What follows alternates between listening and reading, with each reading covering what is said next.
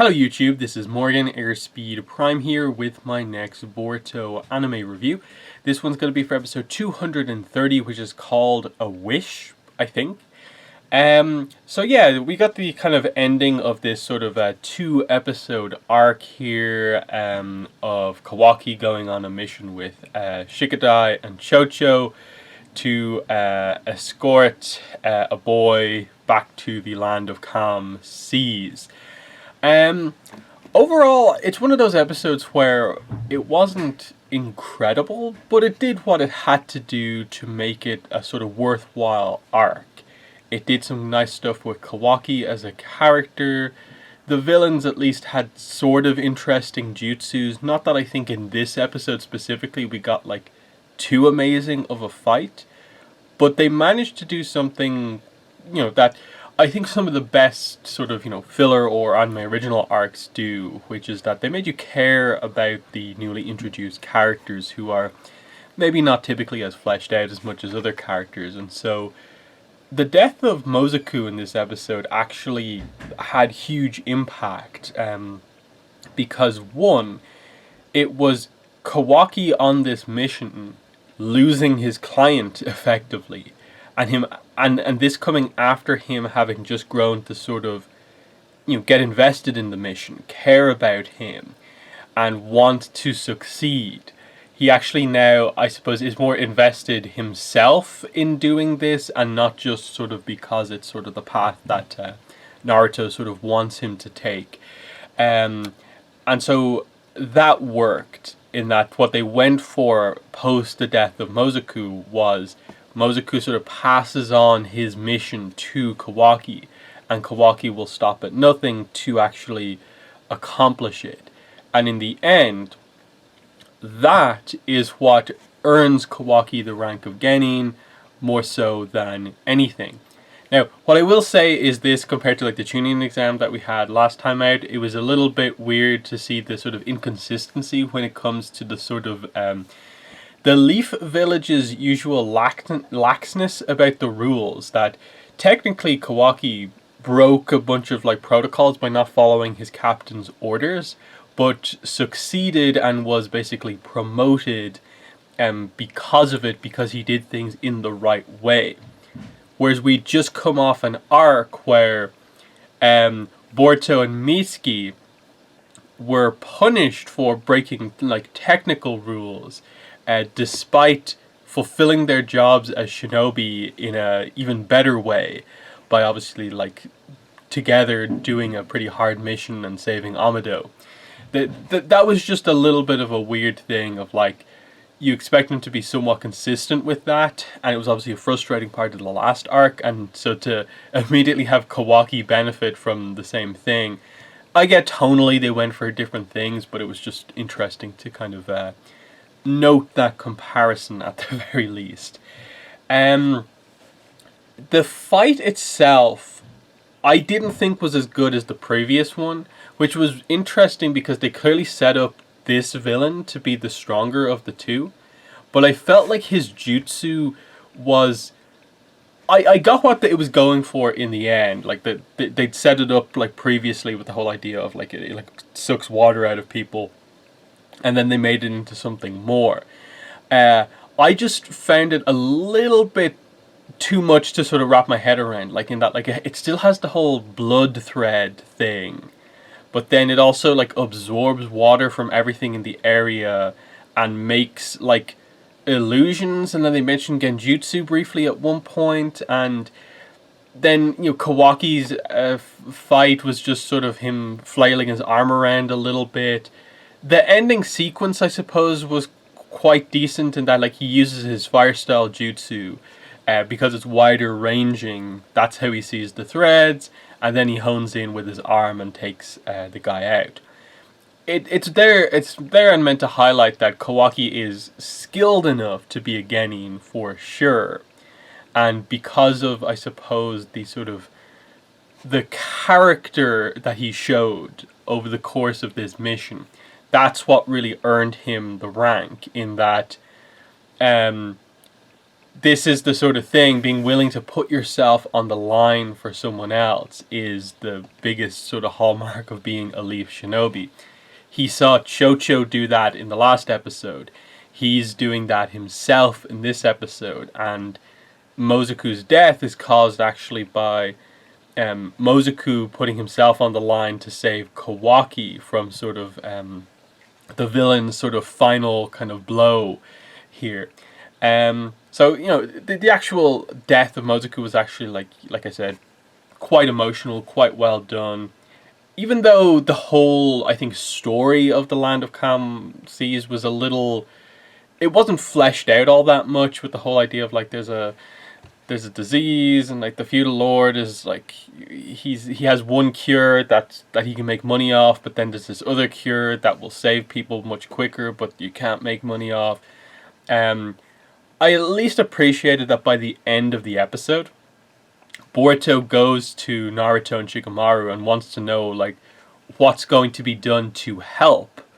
And we do get the usual thing that they say, which is that we can't be seen to interfere in the sort of affairs of other villages. But Shikamaru has tasked the medical team with supplying some aid to them. And I think this is ultimately like the best way to do that, because if they did exactly what I think Boruto wants and have like the Leaf Village fully interfere, that's them sort of throwing their sort of almost power as a village around too much, and is leaning even further into the problem that the 5 great like villages, ninja villages, will always remain the dominant forces. Whereas what they're presenting over the course of Boruto is effectively that a lot of the issues in the world tend to stem from people from these smaller villages who struggle effectively because of the existence of the 5 bigger ones. So I kind of like that. They didn't go into a lot of depth on it, but in terms of overall sort of like worldwide picture of the Naruto world, I did appreciate them addressing that with a little bit of nuance. So we do get the scene though. Kawaki does bring the medicine to Mozoku's mentor, and again, I thought that scene was quite well done, showing his sort of bravery, the desperation of just the situation. That they, again, when they cut back to the village, they highlighted that like, oh yeah, like it's pretty crazy to think that like 6 like children were killed just trying to save their village from a disease, basically. And purely out of greed, the feudal lord of this land is having his shinobi kill these kids. It is a kind of brutal mission when you look at it in that way. And so Kawaki having to save the guy in the end, and then getting across that Mozoku sacrificed himself to get this to you, make sure that this works. And then he also makes sure that the guy goes back for Mozoku's body. So, they ticked a lot of the boxes that, like, okay, they're not doing anything that just makes this feel really pointless. They're making Mozoku's death feel impactful, start to finish. So that was good. A few scenes as well towards the end. Shikadai brings Kawaki to his grandfather's grave. So that was a nice one, getting to see Shikaku's grave. And just kind of, again, using that in combination with what Naruto says to Kawaki at the end, of just, this is like the trait that is sort of key to being a shinobi, especially in the Leaf Village, is being willing to put your life on the line and even die for the people, the village, that sort of a thing. And that's exactly why Naruto says that Shikadai reported that while, yes, some things went wrong in the mission, you put yourself on the line to ensure the mission actually happened, and it succeeded in the end. And so I think even more than that, it was, I think, Kawaki's approach with telling Naruto, before Naruto even spoke, that let me try the final test again. I now understand, better what I'm meant to do, what I'm meant to kind of be as a shinobi. But Naruto's like, no, no, no, no. He already basically gave you his recommendation. You're good. You're a genin now. And so yeah, I guess we'll see him go on more missions. I know Naruto said specifically that like you'll be going on missions like for me or like with me. I'm not sure if that really meant what I think it maybe came across as meaning, that like Naruto and Kawaki together will be going on missions, and it's more like Kawaki as a Leaf Genin will go on missions on behalf of the Hokage because he's ultimately the ones who sort of like approves sort of like every mission, something like that. I think for the most part that's most of all there is to say. They did bring Team 7 in I thought a pretty clever way, because they'd incorporated them a little bit into the previous episode. You would already set up the idea that, oh, Mitsuki's finishing off their mission of like escorting the cows, and so he gets the kind of reinforcement assignment from Naruto, who is aware that the situation was becoming worse. But Team 7 had already realized that something suspicious is going on, and so Sarada and Boruto had gone ahead, so they were able to kind of jump in last minute.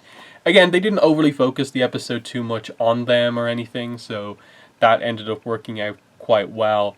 You did have, Chocho recovering, a little scene with her and Sarada, which, again, was nice. But, yeah, we just end with Kawaki is now a shinobi. He better understands what it is to be a shinobi, and especially with where we started off with this whole little arc of Kawaki, will he become a genin, that him just not caring about the missions, this mission got him to care, and he now gets it, so that's good development. Next episode they're teasing is it's going to be focused on I guess Tsubaki, and a mission with her and her team.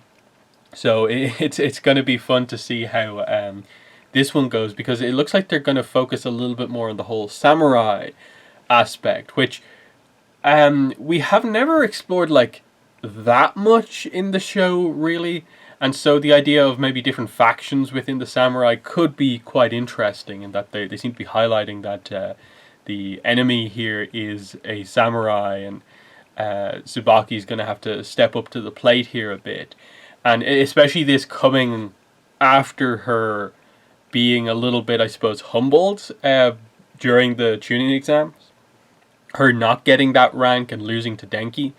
It'll be interesting to see how she sort of proves herself here. Along with another tuning captain, I suppose, getting their sort of like debut as a captain. So that'll be interesting to see. But yeah, that whole team, Wasabi, Namaida, and so on. I'm interested to go back to them for a while just to see how they've developed. Will we get to see the Scream Beam again and stuff like that? But I think that's everything I wanted to say about this episode. So in the comments, let me know what your thoughts were on this one. But that's been the video. Thanks for watching, and bye.